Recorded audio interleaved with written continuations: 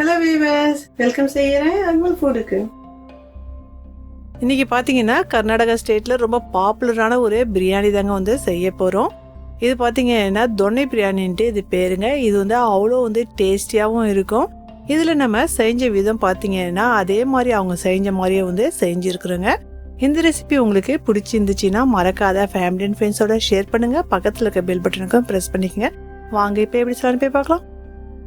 1 kilo இருக்கும். நான் வந்து சிக்கன் வந்து எடுத்திருந்தேன். இது நல்லா பெரிய பெரிய பீஸாகவே வந்து போட்டுக்கிட்டேன். இது பார்த்தீங்கன்னா போன்லெஸ் சிக்கன். நீங்கள் வந்து போன்லெஸ் சிக்கன் தான் வந்து போடணுன்ட்டு இல்லை, உங்கள்கிட்ட எது இருக்கோ போட முடியும். இதுக்கு என்ன தேவையோ மசாலா வந்து நம்ம இப்போ பார்த்துக்கலாம். 1 டீஸ்பூன் ஜீரகத்தூள், 1 டேபிள் ஸ்பூன் மிளகாத்தூள், 1/2 டீஸ்பூன் மஞ்சத்தூள், 1 டீஸ்பூன் சோம்புத்தூள், 1 டீஸ்பூன் மல்லித்தூள், 1 டீஸ்பூன் மிளகுத்தூள், 1 டீஸ்பூன் கரம் மசாலா தூள். இப்போ இது எல்லாமே வந்து நம்ம சேர்த்துக்கலாம்.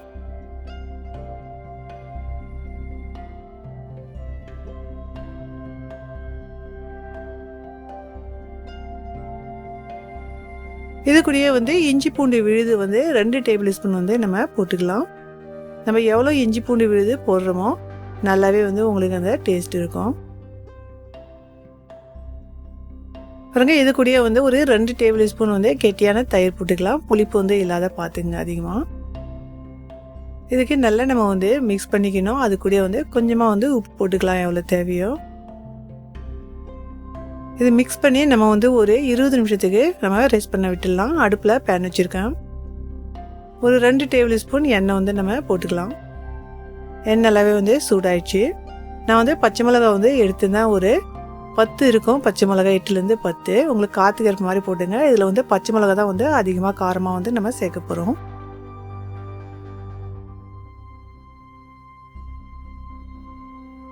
இதில் வந்து கொத்தமல்லி தவைக்கு வந்து எடுத்துருந்தேன். நிறையாவே வந்து நம்ம இதில் சேர்க்க போகிறோம். ஒரு 2 கைப்பிடி வந்து நம்ம அதிகமாக வந்து சேர்த்துக்கணும். இதில் அதே மாதிரி வந்து ஒரு 2 கைப்பிடி வந்து புதினா இலையும் வந்து சேர்த்துக்கலாம்.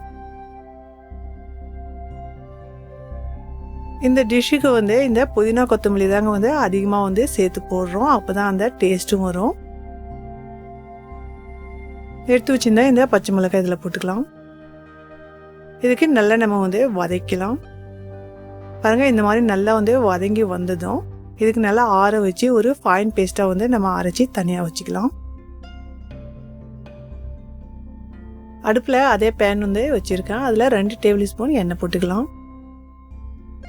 எண்ணெய் நல்லாவே சூடாயிடுச்சு. இந்த மாதிரி நல்ல பெரிய வெங்காயம் இருக்குது. நான் ஒரு 4 வெங்காயம் எடுத்திருந்தேன்.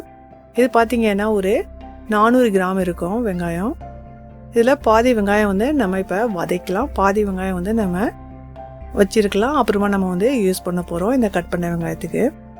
பாருங்கள், இந்த மாதிரி வந்து நல்லா வந்து வதக்கணும். ரொம்ப வந்து ப்ரௌன் ஆன்ட்டு இல்லை, இந்த மாதிரி கண்ணாடி பதத்துக்கு நல்லா வந்து வதக்கி எடுத்துக்கணும். இதுக்கு நல்லா ஆற வச்சு ஒரு ஃபைன் பேஸ்ட்டாக இதுக்கு வந்து அரைச்சிக்கலாம். அடுப்பில் பேன் வச்சுருக்கேன். இப்போ நம்ம வந்து பிரியாணிக்கு தாளித்து விடலாம். நான் வந்து எண்ணெய் வந்து ஒரு 100 மில் வந்து எடுத்துக்கிட்டேன். உங்களுக்கு எண்ணெய் எவ்வளோ தேவையோ அவ்வளோ எடுத்துங்க. அதே மாதிரி நெய் பார்த்தீங்க அப்படின்னா ஒரு 50 மில் இருக்கும். நெய் வந்து கொஞ்சம் போடக்குள்ள நல்லா அந்த டேஸ்ட் கிடைக்கும். நம்ம அதுக்கு தான் நெய் வந்து கொஞ்சம் சேர்த்துக்கிறோம். பாருங்கள், இப்போ இதில் வந்து கரம் மசாலா எடுத்துருக்கிறேன். ஜவுத்ரி வந்து ஒரு 2லேருந்து 3, ஒரு 6 ஏலக்காய், 6 லவங்கு, ஒரு 3லேருந்து 4 பேலீஃப், அதே மாதிரி ஒரு 5லேருந்து 6 இருக்கும் சின்னதாக வந்து பட்டை வந்து எடுத்துக்கிட்டேன். இப்போ இது எல்லாமே வந்து நம்ம இதில் போட்டுடலாம். உங்களுக்கு எண்ணெயும் நெய்யும் எவ்வளோ தேவையோ அதுக்கேற்ற மாதிரி வந்து போட்டுங்க. நம்ம எடுத்து வச்சுருந்தோம் இல்லைங்களா, இப்போ இந்த வெங்காயத்துக்கும் வந்து சேர்த்துக்கலாம். இந்த பாதி வெங்காயம் நம்ம வச்சுருந்தோம் இல்லைங்களா கட் பண்ணி. பாருங்கள், இந்த மாதிரி வந்து நல்லா வந்து வதக்கணும். இந்த வெங்காயம் இந்த மாதிரி ப்ரௌனாக ஆகிற வரைக்கும் வதக்குள்ள தான் நல்லாயிருக்கும். இதில் பார்த்தீங்கன்னா ஒரு 3 டேபிள் ஸ்பூன் இருக்கும் இஞ்சி பூண்டு விழுது வந்து சேர்த்துக்கலாம். முதல்ல நம்ம வந்து இஞ்சி பூண்டு விழுது வந்து சேர்த்துருக்கோம். எவ்வளோ சேர்க்குறோமோ அவ்வளோ வந்து நல்லா டேஸ்ட் உங்களுக்கு கொடுக்கும். பாருங்கள், வெங்காயத்துக்கு நம்ம வதக்கணும் இல்லைங்களா, அது வந்து நம்ம நல்லா அரைச்சிருந்தோம். இப்போ இந்த வெங்காய பேஸ்ட்டும் வந்து இதில் போட்டுக்கலாம். இந்த மாதிரி நம்ம வந்து அரைச்சி வந்து போடக்குள்ள அந்த சாதத்தில் உங்களுக்கு நல்லாவே பைண்டிங்காகவும் டேஸ்ட்டும் இருக்கும். இந்த மாதிரி தக்காளி வந்து பெரிய சைஸில் வந்து எடுத்துக்கிட்டேன். அதிகமாக தக்காளி இதுக்கு தேவைப்படாது. பெரிய சைஸாக இருந்துச்சுன்னா 2 போடுங்க. நான் 2 தான் வந்து போட்டேன். சின்னதாக இருந்துச்சுன்னா 3 போட்டுங்க.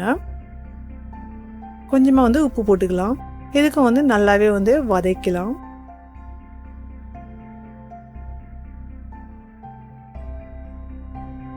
பாருங்கள் அப்பப்போ வந்து நடுவில் கிளறி கொடுங்க மீடியம் ஃப்ளேமில் வச்சு. நல்லாவே வந்து வதங்கியும் வந்துச்சு. இப்போ தக்காளி கொஞ்சம் கொஞ்சம் வந்து தக்காளி இருந்துச்சுன்னா பரவாயில்ல.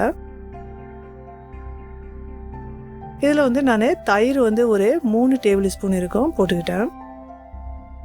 இது வந்து கொஞ்சம் புளிப்பு இல்லாத கெட்டியான தயிர். தயிர் வந்து போடக்குள்ள நீங்கள் ஆஃப் பண்ணிவிட்டு ஒரு அரை நிமிஷத்துக்கு அப்புறமா வந்து சேர்த்துங்க. தயிர் வந்து பிரிஞ்சு வராது.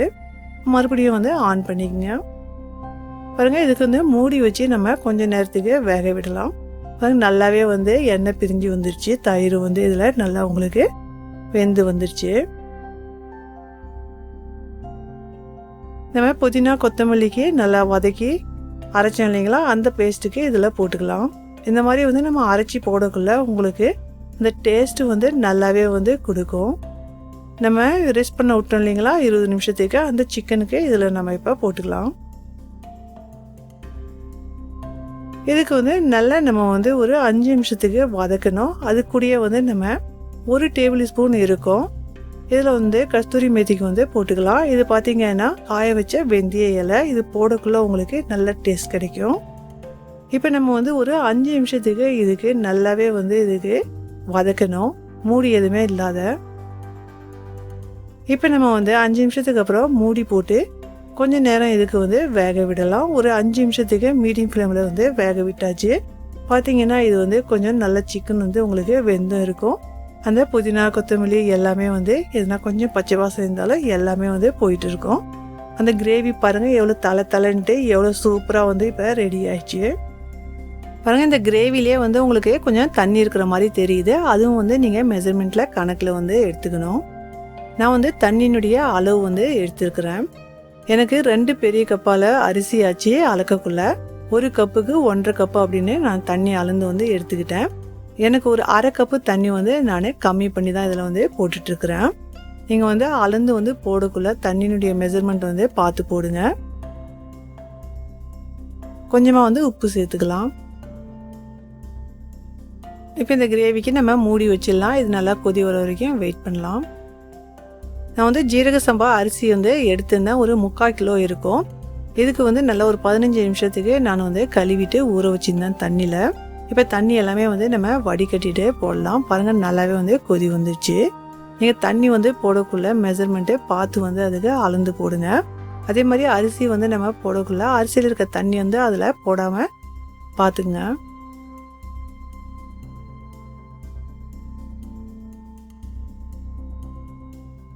கொஞ்சம் நம்ம கிளறி விட்டு இதுக்கு வந்து மூடி விட்டுடலாம். பாருங்கள் அரிசியும் தண்ணியும் வந்து லெவல் ஆயிடுச்சு.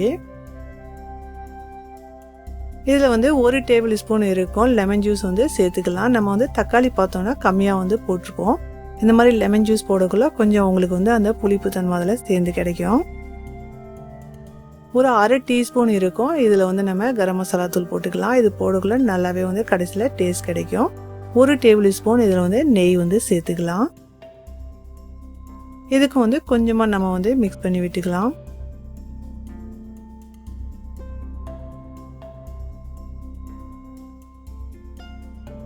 இதில் நம்ம ஒரு ஃபாயில் எடுத்து நல்லாவே வந்து இதுக்கு ஃபிட் பண்ணிக்கலாங்க. இந்த மாதிரி நம்ம ஃபாயில் போடக்குள்ள நல்லா வந்து அந்த ஸ்டீம் வெளியே போகாமல் இருக்கும்.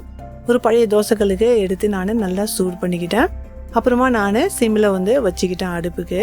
ஒரு 15 நிமிஷத்துக்கு நல்லாவே வந்து இதுக்கு வச்சு எடுத்தாச்சு. இப்போ பார்க்கலாம் எப்படி இருக்குன்ட்டு. பாருங்கள் எவ்வளோ வந்து சூப்பராக நல்லா ரெடி ஆயிடுச்சு. எதுவுமே சாதம் குழையில. நம்ம வச்ச தண்ணி வந்து சரியாக இருந்துச்சு மெஷர்மெண்ட்டு. இது நல்லாவே வந்து ஒரு டேஸ்டியாக இருக்குங்க. ஏன்னா நம்ம புதினா கொத்தமல்லி அதே மாதிரி வெங்காயமும் நல்லா வதக்கி இதில் நல்லா நம்ம வந்து இதில் பேஸ்ட்டாக பண்ணக்குள்ளே நல்லா பைண்டிங்காக ஆகி அந்த டேஸ்ட்டே வந்து ரொம்ப சுவை கூட்டியாக உங்களுக்கு வந்து கொடுக்குங்க. கர்நாடகா ஸ்டேட்டில் பார்த்தீங்கன்னா ரொம்பவே வந்து பாப்புலரான ஒரு ஃபுட்டுங்க இது. இந்த பிரியாணி வந்து பிடிச்சிருந்துச்சுன்னா மறக்காத ஃபேமிலி அண்ட் ஃப்ரெண்ட்ஸோட ஷேர் பண்ணுங்கள். பக்கத்தில் இருக்க பெல் பட்டனுக்கும் ப்ரெஸ் பண்ணிக்கோங்க. நான் போகிற ரெசிபி உடனுக்குடன் மொபைல் வந்து சேருங்க. Enjoy food.